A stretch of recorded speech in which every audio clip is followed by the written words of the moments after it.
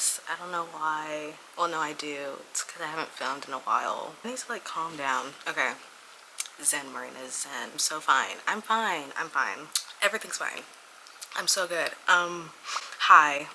Hello everyone and welcome to my channel. If you're new, if you're not new, welcome back to my channel. My name is Marina, in case you forgot. Hi guys. I know it's been a minute. It's been a while. About like, I think 2 or 3 months since the last time I posted something. And that's because I have been busy trying to graduate college. I did end up graduating college, university, you know, like a few weeks ago, and that was all grand, fun, I guess. But now I'm back. We're getting down to business today, okay? Because I personally have been in a reading slump in 2024 and I want to prioritize reading. I miss it so much. I just haven't been reading much this year, and the stuff that I have been reading I haven't been the biggest fan of. I'm gonna try to fix that this summer now that I have nothing but time to read. Sorry, my dog is underneath the bed and she's making a lot of noise. Hi. See, hi Mia. You wanna say hi to the people? You wanna say hi to the people? You can be here, but you can't bother me. I'm trying to have a conversation with the internet people. Yeah, with all that being said, I'm gonna break down my thoughts about every book that I've read this year, which is not a lot. I've only read, I want to say 12 books. I have to check storygraph, which is another thing. I have not been reading much lately, like I said, so I haven't been journaling anything. I have lost the motivation to journal because I've lost the motivation to read entirely, which is really making me sad. So the only way that I'm going to be able to give you guys my thoughts and opinions is through storygraph, because my reading journal has been collecting dust since, I want to say February, but again, we're going to get back on that soon. Trust. So first book I read in the year of 2024 was They Both Die at the End by Adam Silvera. I don't know if you guys remember this. Hello, can I help you? I don't know if you guys remember this, but a while ago, like months ago, I'm talking like almost a year ago, me and my friend annotated books for each other, and I annotated Legendborn for her. That video is up on my channel if you want to see my annotating process of that book and everything. It was a really fun thing to do, and I hope I can do that again with her. But I gave her my book all the way back in, I think, September or October. She did not give me hers until a holiday break back in December. So I spent a majority of holiday break in January reading this. She did annotate everything. She has like sticky notes in the margins and everything. Yeah, this is the first book I read. I gave it 3.25 stars. If you don't know what They Both Die at the End is about, it's about two boys who find out that they are going to die at the end of the day. And the way that their society works is that death is kind of treated like a corporation, which is very strange. It was so off-putting reading about, but it was like cool in a way. So everyone finds out the day that they die at the beginning of the day, and when they do that, they have like special privileges to kind of like do whatever they want or spend their last day however they want. If they want to go to like a restaurant, all they have to say is, oh, I got the call that it's my death day, and then the restaurant will provide them all this stuff. Or if they want to go bungee jumping, then they get like an exclusive death pass or whatever. Like, it's really cool. But another thing that they get are like death apps for like people who are dying and just want to have one person to hang out with their last day together.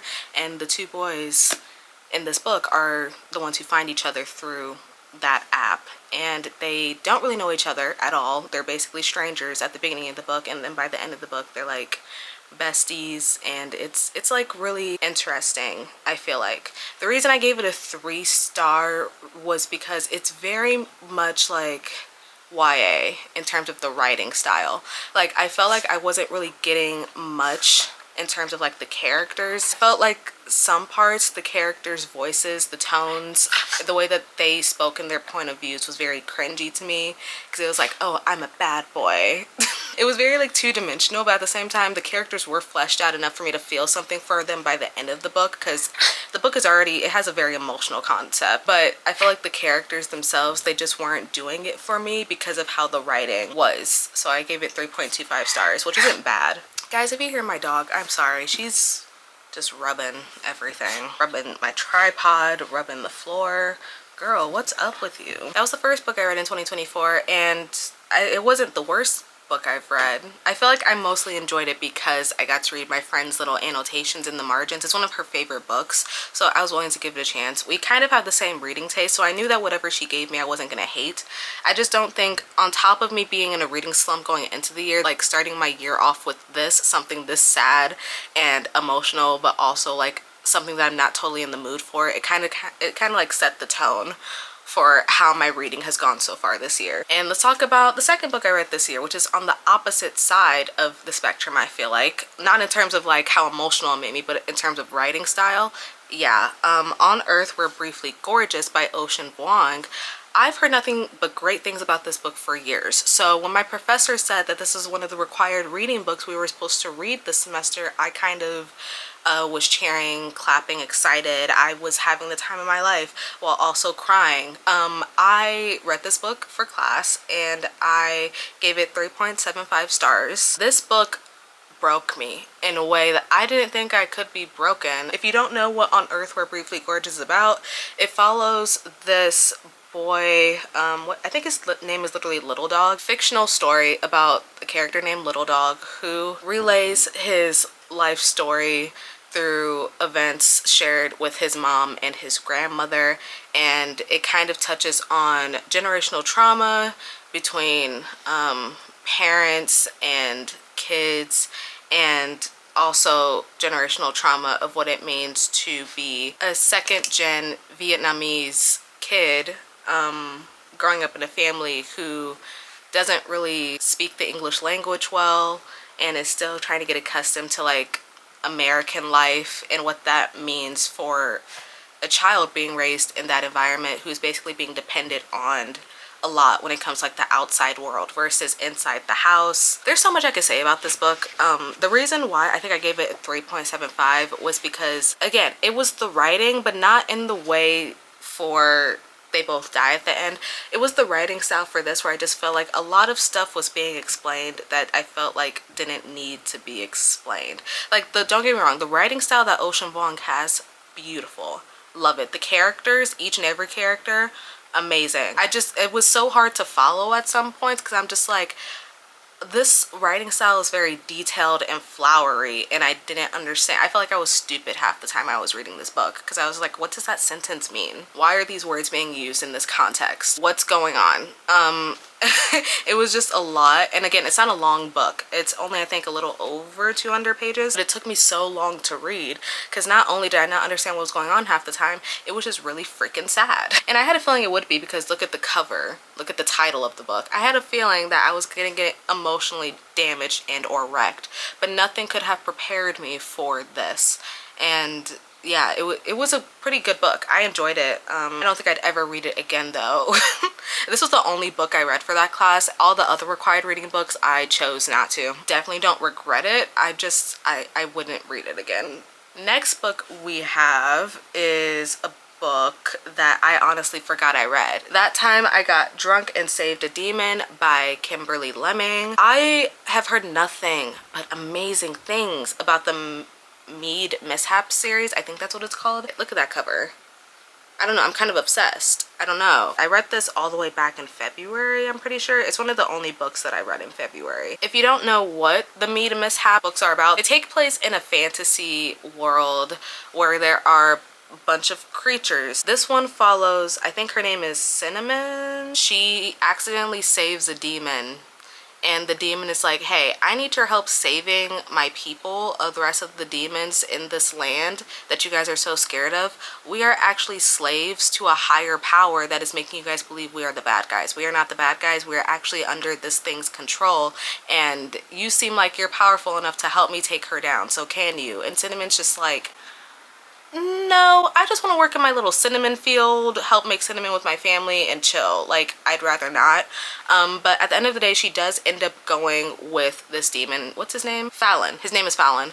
And the book takes place on their journey of going to help save every demon and monster from this higher being force that has brainwashed society. And it's very unserious fun. Like, don't read this if you don't have a fun bone in your body, because then you're gonna nitpick everything and you're gonna be like, oh, why is it written like this? Oh, that's cringy. Like, have fun. Take your brain out of the equation when reading this book, and I swear you're gonna have such a good time. The amount of times I laughed while reading this book, so great. I don't remember the last time I laughed, genuinely laughed, while reading like a rom-com type of book, especially in like a fantasy setting like this. I think I gave it a 4. Yeah, this book is just really fun, cute. The romance is good in my opinion.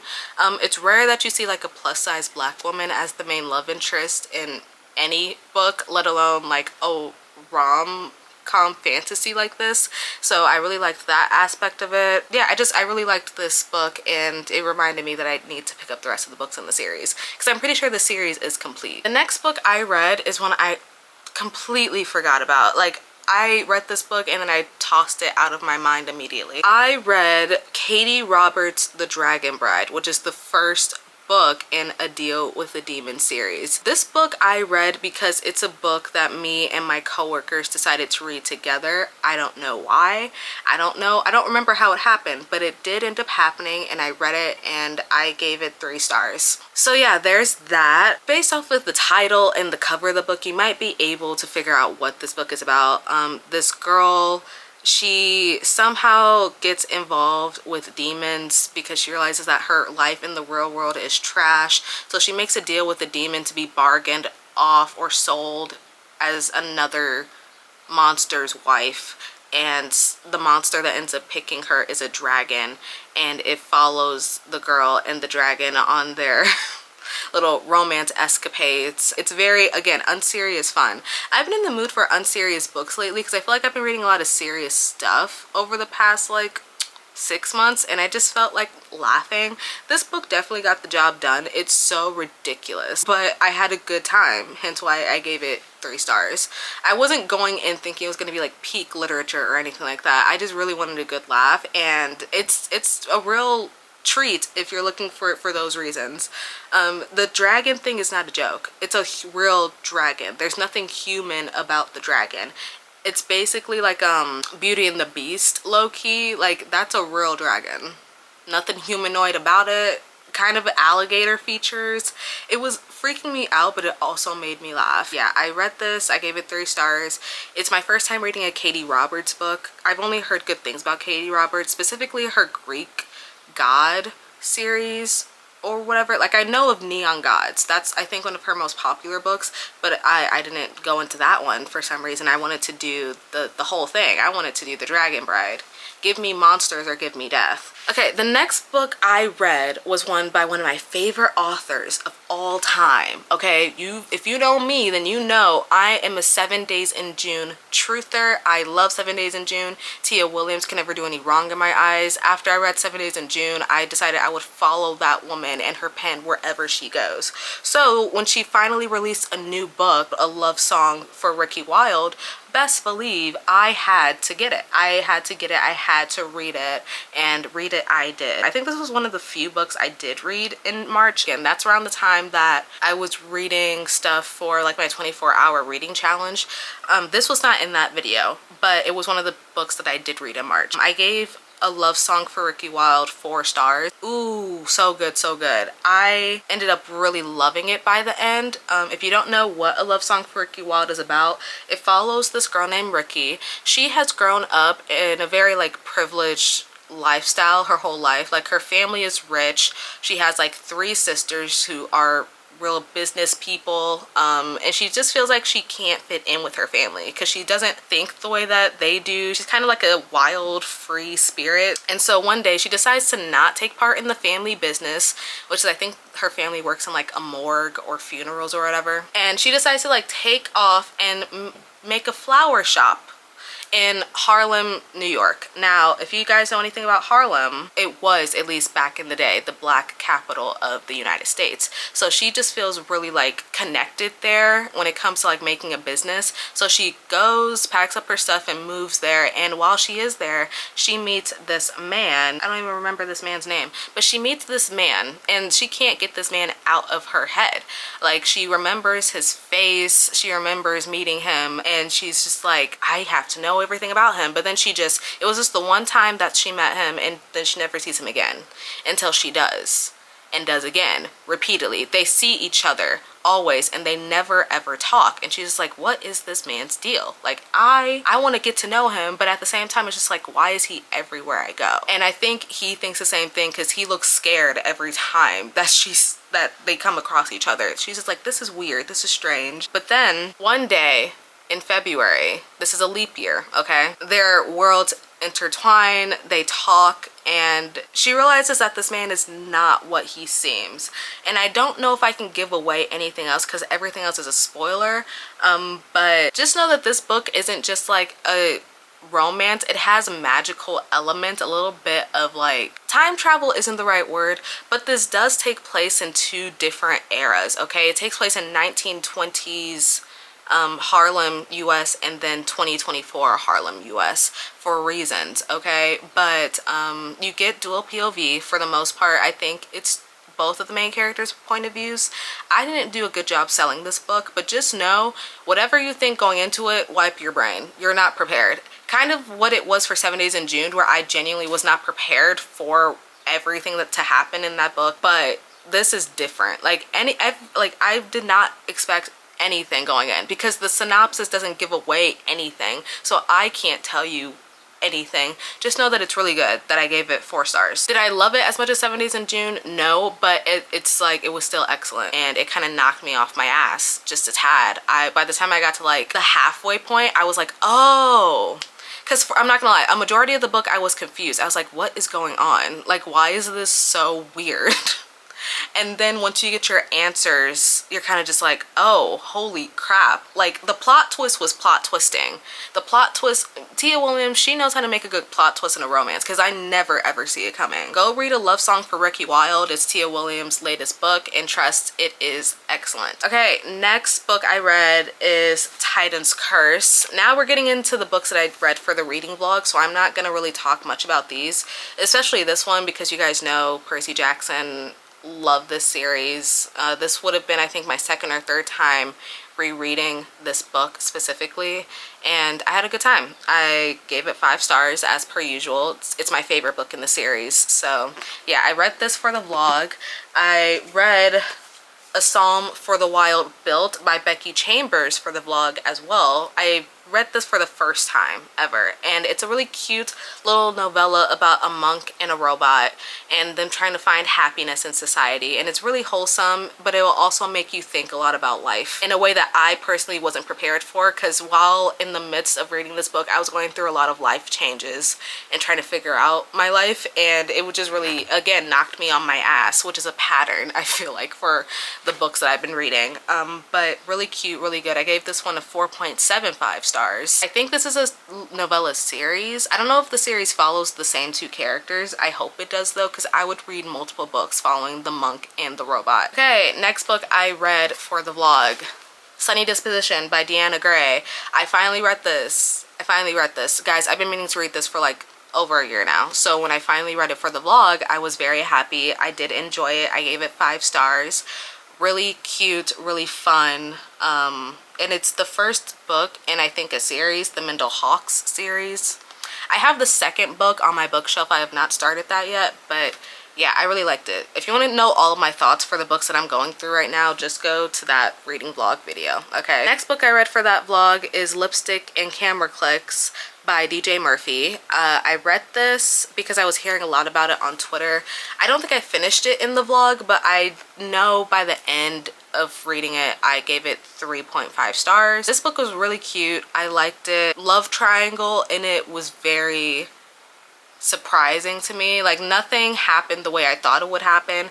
Basically, the show takes place on like a reality show, kind of like a dating reality show that the main character does for money, but she's besties, like childhood besties with one of the producers on the show, but her real love interest in the dating competition show is actually into her. So it's very messy on and off screen. I was hooked the entire time. Really, really fun. And I think it's new. I know it came out this year. Yeah, I gave it 3.5 stars. Okay, and then the next book I read was the only book that I read in April. It was the only book I read in April, and that's only because I'm currently obsessed with this show. So I had to read the book. Julie and the Phantoms, Whatever Happens. Now you guys might be wondering, what the fuck?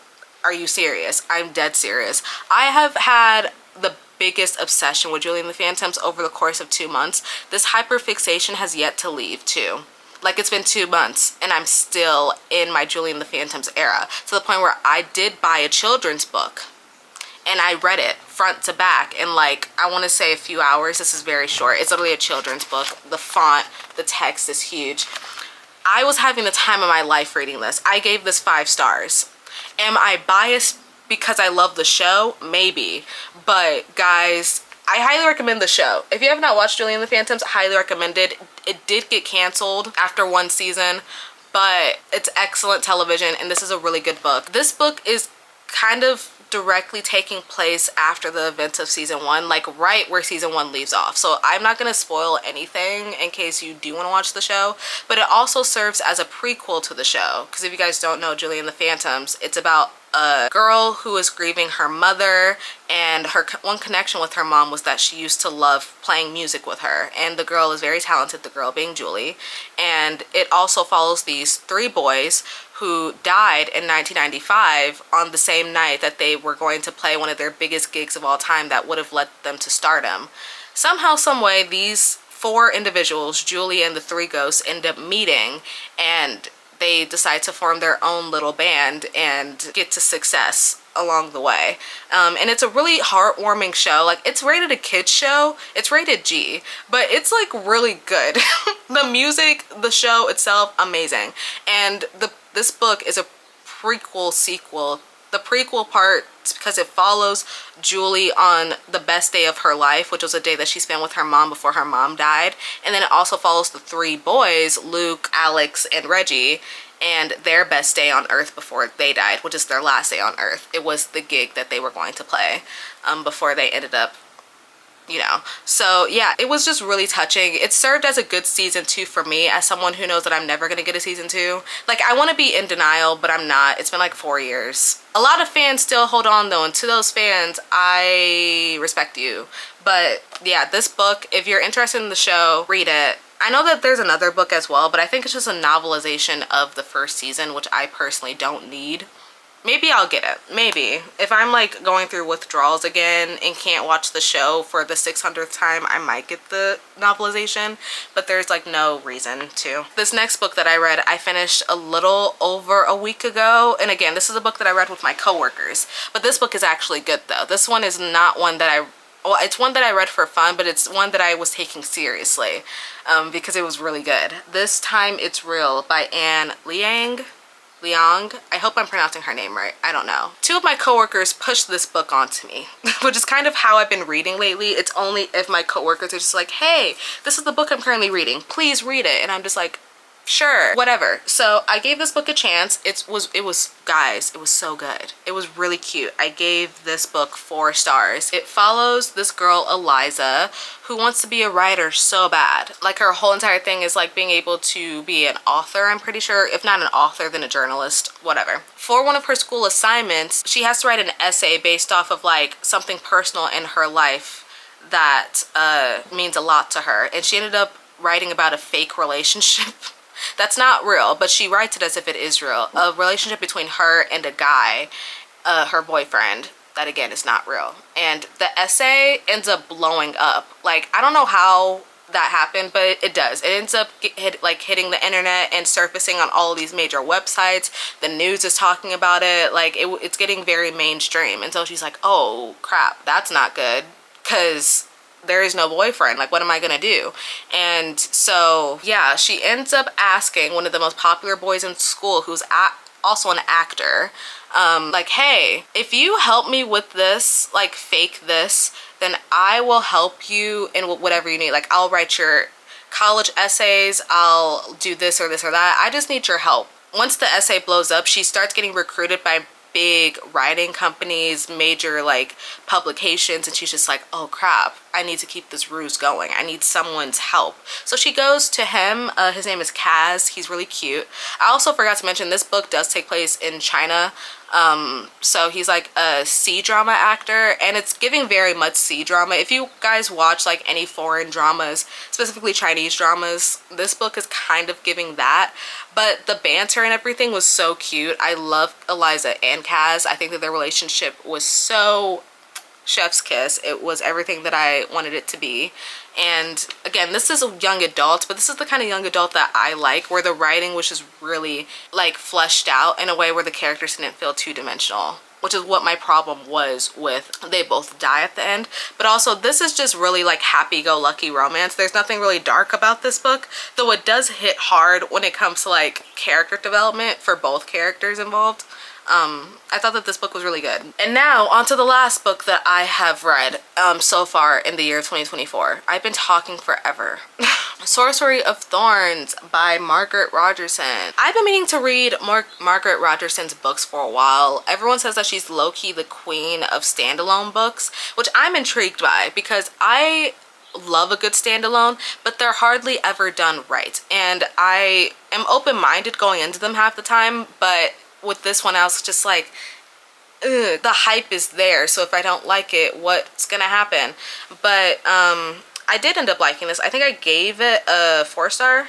Yeah, I gave it 4 stars. I really enjoyed this. If you guys don't know what Sorcery of Thorns is about, it's following Elizabeth, who is a, I don't want to say she's a librarian. I think that she's like she's something. She works in a library, okay? And in this library, the books are monsters, kind of. The books have magical powers, and if you treat the books terribly, then they turn into monsters. So books are kind of the villain of this book. And I thought that was such a cool concept. One day, while working in the library, Elizabeth is confronted by a book that turns really bad, and it's like one of the biggest books in the land. Like, everyone knows the power that this book holds, and she ends up defeating it. But now she's on the run because people are just like, oh, she's the person who turned that book bad. She is the reason why like that book was on the loose. And because it's such a popular book amongst society, it's like a historical magical book or whatever, she's like, oh damn, I'm in trouble. So now she is on the run. She goes, leaves the library that she grew up her whole life. She has no parents. She goes into the magical land where sorcerers exist, and sorcerers are also looked at as bad guys in the society because prejudice. That's literally it. And she ends up running into the love interest of the book, Nathaniel, and he ends up taking her in along with his house companion, I was gonna say Dobby. He kind of is like Dobby from Harry Potter, but like, I'm gonna put some respect on Silas's name though. Silas is so cool as a character. Silas is Nathaniel's house companion, technically his servant. But yeah, she gets with them. They try and figure out who it was who ended up doing that to the book in the library, because now it's starting to become a pattern of behavior across libraries amongst the land. Like, all of the libraries are facing these demon books, and she's just like, who is letting these books get this way? Who is letting the books become monstrous like this? Like, this isn't normal. So it's between Silas, Elizabeth, and Nathaniel to take down this enemy. I don't know if I explained that well. I'm kind of just like word vomiting in this video, but that's basically the premise of the book. I thought that the concept and everything about it was so interesting. Like, I've never read a book like this before, and I know that this is one of her most famous ones. Like, this is definitely her most popular, I feel like. I heard about Sorcery of Thorns forever, specifically the couple in it, Elizabeth and Nathaniel. Everyone's like, oh my god, they're like one of the best fantasy couples, they're so cute. I do see it. I think that they're really good together. But I was really just intrigued by the magic itself in the land. I thought that the way that Margaret Rogerson wrote out magic in this world was so interesting. The world building of the world, interesting. The impact that libraries have on magic and books, period. Very much layered. And I like that. I like that a lot. Yeah, I enjoyed it. I thought that the ending was an ending. I didn't dislike the ending. I was just like, damn, we're crying now. Cool, cool, cool. I wasn't prepared to have an emotional ending like that, but I did like it. I liked everything about this book, and I'm open to reading more Margaret Rogerson going forward. Those are the 20 books that I've read in 2020, not 20. I wish. Those are the 12 books I have read in 2024. Yeah, I have nothing else to really say. I'm open to reading more. If you guys have recommendations for me to read to get me out of this reading slump, give them to me, because I'm thinking about making a video of me trying to get out of a reading slump. I don't know what that's going to entail though. I mean, I do. I'm going to try to read, but I'm going to be honest, there's nothing on my bookshelves lately that's been making me want to read, which is making me sad because I've been buying a lot of books. Low-key, I need to make a book haul before I make a reading slump video, because I've been getting a lot of books lately and it's getting ridiculous. Like, I can't read anything yet I keep buying stuff. It's so ugh. Yeah, with all that being said, I am happy to be back making videos on this channel. Making videos on this channel does motivate me to read usually, so I'm hoping that is the case again for this year. Yeah, if you guys have any specific recommendations for books to get me out of a slump, or just books that you want me to read, period, let me know down in the comments below. And if you like to follow me on social media, here it is. I mostly interact on Twitter, but if you would like to follow me on Instagram, TikTok, anything else, all of those apps will be linked down in the description below. And yeah, I think that's it. I will see you guys in my next video. Bye everyone.